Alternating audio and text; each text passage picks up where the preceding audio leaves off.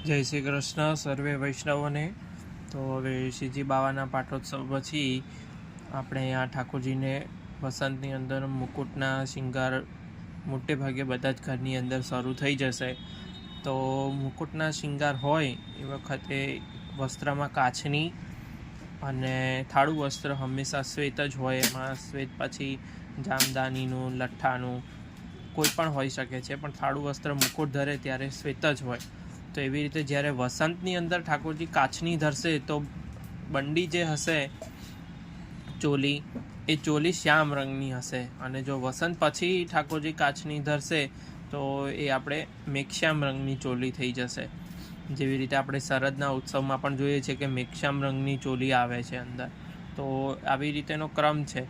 તો આ તમે જોઈ શકો છો કે આ વસંતી છાટણાવાળા વસ્ત્રો જે હોય છે એના સુથન, ચોલી અને કાચની પટુકાનો આખો સેટ છે। આવી રીતે 2 કલરની અંદર છે। હવે વસંતની અંદરનું જો બનાવ્યું હોય વસંતના દિવસોમાં ધરવા માટે, તો આવી રીતે એમાં ચોલી શ્યામ રંગની જ આવશે।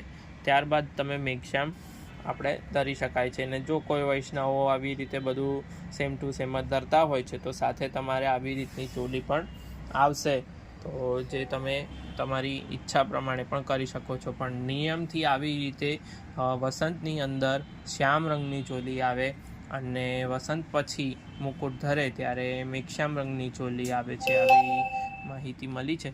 તો એ પ્રમાણે તમારે આ જે કોઈ પણ વૈષ્ણવને આવી રીતે આ વસંતની કાચનીના વસ્ત્રો